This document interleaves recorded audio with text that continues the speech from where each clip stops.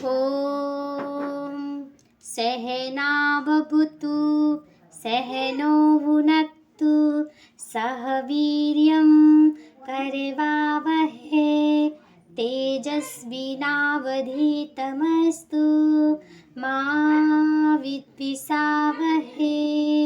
ॐ शांति शांति शांति।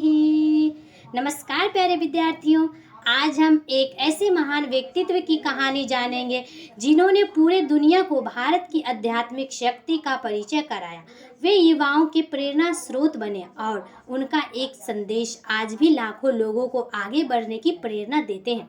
उठो, जागो और तब तक मत रुको जब तक लक्ष्य की प्राप्ति ना हो जाए।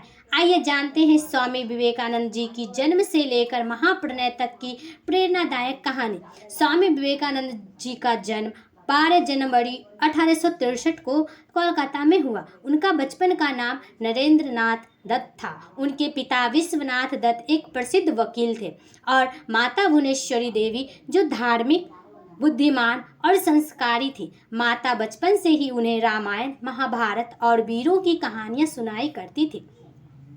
नरेंद्र बचपन से ही बहुत तेज, निडर और जिज्ञासु स्वभाव के थे। वे खेलते भी थे, व्यायाम भी करते थे और पढ़ाई में भी बहुत अच्छे थे। नरेंद्र नाथ ने स्कूल और कॉलेज में पढ़ाई की। उन्हें दर्शन, इतिहास, संगीत और संस्कृत साहित्य अनेक विषय में रुचि बहुत था, लेकिन उनके मन में हमेशा एक प्रश्न उठता रहता था, क्या किसी ने वास्तव में भगवान को देखा है? वे कई विद्वानों और संतों से यह प्रश्न पूछते, लेकिन संतोषजनक उत्तर नहीं मिल पाता। एक दिन उनकी मुलाकात रामकृष्ण परमहंस से हुआ। नरेंद्र ने उनसे भी वही प्रश्न पूछा, क्या आपने भगवान को देखा है? रामकृष्ण परमहंस ने उत्तर दिया, बोले हाँ, मैंने भगवान को देखा है। मैंने भगवान को उतनी ही स्पष्टता से देखा है जितनी स्पष्टता से मैं तुम्हें देख रहा हूँ। यह उत्तर नरेंद्र के जीवन का सबसे बड़ा मोड़ बन गया। वे उनके शिष्य बन गए और उनसे आध्यात्मिक ज्ञान प्राप्त करने लगे। कुछ वर्ष बाद रामकृष्ण परमहंस का देहांत हो गया। उसके बाद नरेंद्र और उनके साथियों ने सन्यासी का मार्ग अपनाया।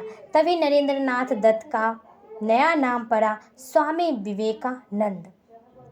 अब उनका एक ही लक्ष्य था कि भारत की सेवा और मानवता की सेवा। स्वामी विवेकानंद ने पैदल पूरे भारत का भ्रमण किया। उन्होंने गांवों की गरीबी, लोगों का दुख और शिक्षा को बहुत नज़दीकी से देखे। उन्होंने निश्चय किया कि भारत को आगे बढ़ाने के लिए युवाओं को शिक्षित और आत्मविश्वासी बनना होगा। सन 1893 में अमेरिका के शिकागो शहर में विश्व धर्म संसद का आयोजन हुआ, जिसमें 11 सितंबर 1893 को स्वामी विवेकानंद मंच पर पहुंचे और अपने भाषण की शुरुआत sisters and brothers of America से किए। इतना सुनते ही पूरे सभागार कई मिनट तक तालियों से गूंज उठा। उन्होंने भारत की संस्कृति, सहिष्णुता, मानवता और विश्व बंधुत्व का संदेश दिया। उस दिन पूरी दुनिया ने भारत को सम्मान किया। भारत लौटने के बाद स्वामी विवेकानंद ने रामकृष्ण मिशन की स्थापना की। इस मिशन का उद्देश्य था कि शिक्षा देना, गरीबों की सेवा करना, रोगियों की सहायता करना और मानवता की सेवा करना।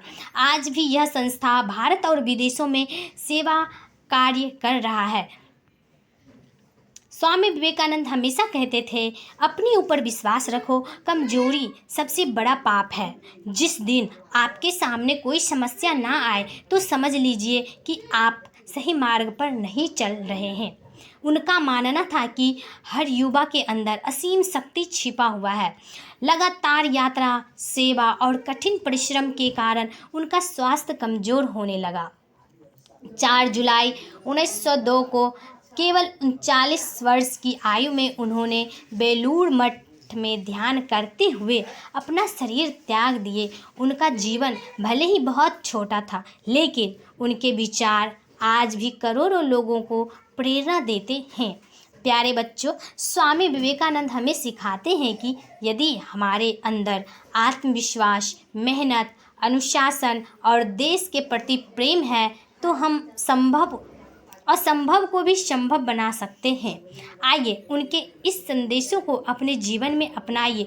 उठो, जागो और तब तक मत रुको जब तक कि लक्ष्य की प्राप्ति ना हो जाए।